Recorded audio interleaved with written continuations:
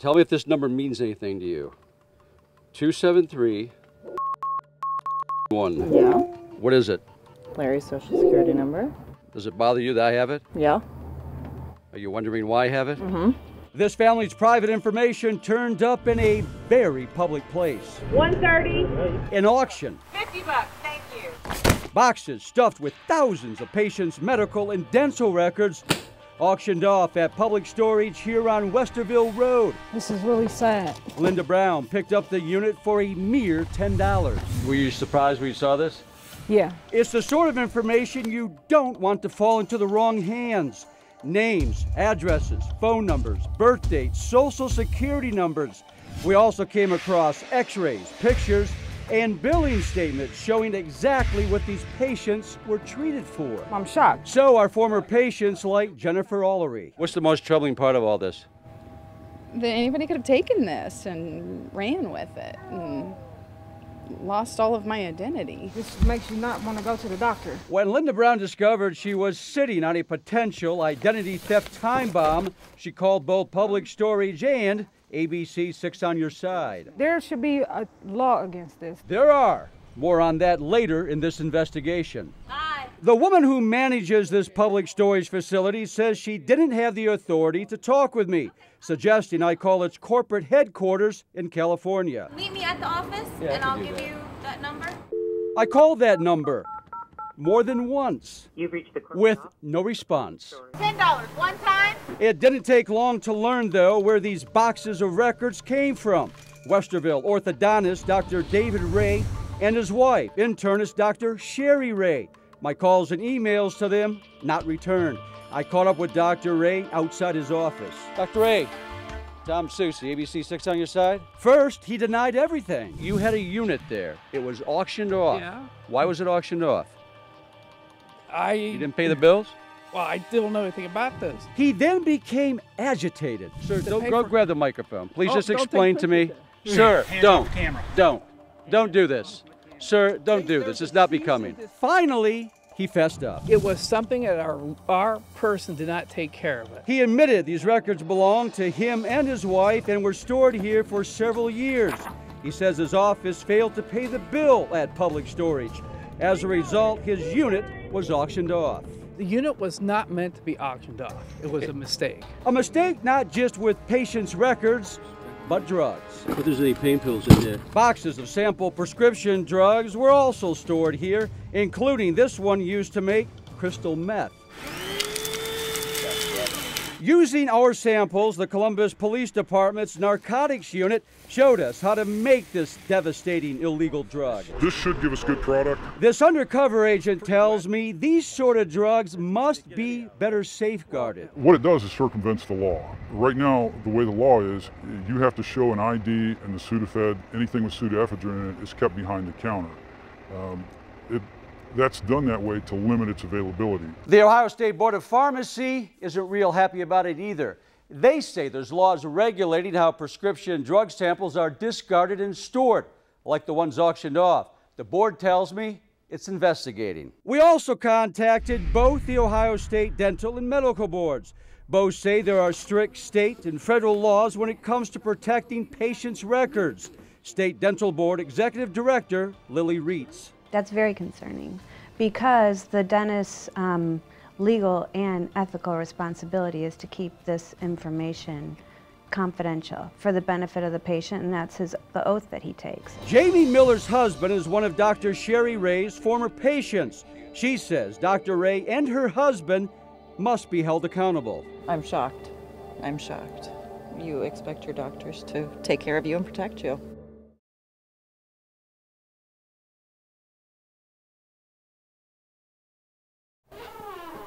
All right. The igniter's bad. It needs to be replaced. The igniter is bad. It's a pressure switch. These two furnace techs are trying to pressure this homeowner out of her money. How much is that? The 125. Just be the $50 and then probably just the 50 for the part. Go on back out.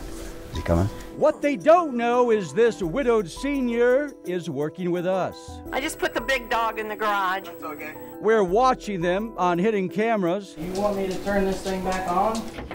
And the furnace they say is broken. There it goes. and was inspected by an HVAC expert with more than 30 years' experience. These days, Richard Wirtz teaches his trade at a local college. In his opinion, our furnace runs just fine. We checked the operation of the system, and everything seems to be looking pretty good. We made appointments with 6 furnace techs in Central Ohio, from major players in town to one-man bands we found on Craigslist. What do you have going on here? I have no heat. I have fan, but no heat. No heat. Okay. That's because we disconnected this wire to the ignition module. You won't get any spark and you won't get any burners, so you'll be in a no heat situation. Wirtz tells me any furnace tech worth their salt should be able to figure it out. Comfort Pros, Heartland Heating and Cooling, and Northland Pro Tech all figured it out. Disconnected wire. All 3 companies finished their inspections and only charged us for service calls. I'm not going to charge you to go click. I'm pretty sure she's got a bad pressure switch, just kind of wanted a second opinion from you. Matt runs Airman Heating and Air. For more than 40 minutes, he looked over our furnace. In the end, he scratched his head. I'm worried that the circuit board might be bad. But I would like to start with the pressure switch first because it's much cheaper. If that's not what fixes it, then if I cannot fix it, I won't charge you for the part or anything, okay? Pressure switch, the igniter's bad. Unlike these 2 guys, Matt wasn't trying to cheat our homeowner. He simply didn't see the disconnected wire. Let me show you something. You mind? Yeah, Take this panel off. Can you fasten that wire there? Oh, you guys are killing me. What happened? You guys are killing me. Matt tells me he usually checks the ignition module, but not on this day. How long have you been doing this? 4 or 5 years. How could you miss something so simple?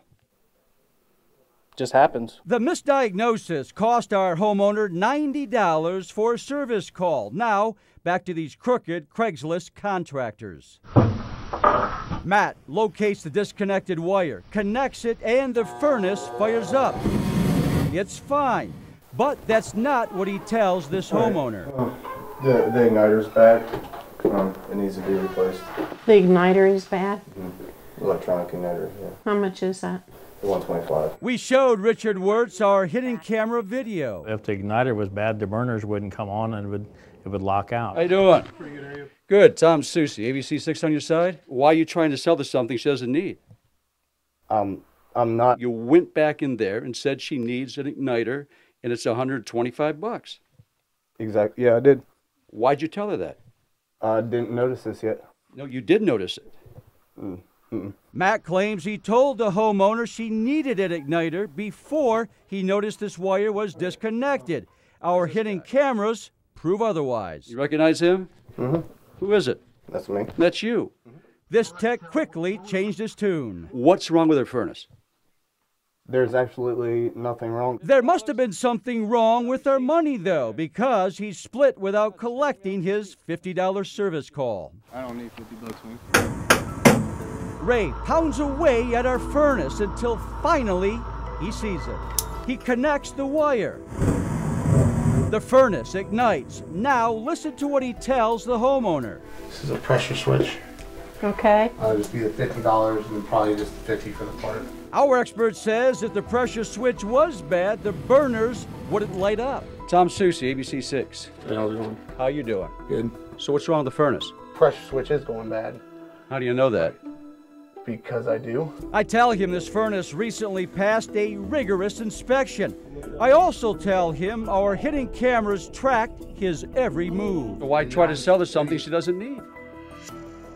It was just stupid on my part. Normally we don't do that. You ever tried selling customers something they don't need?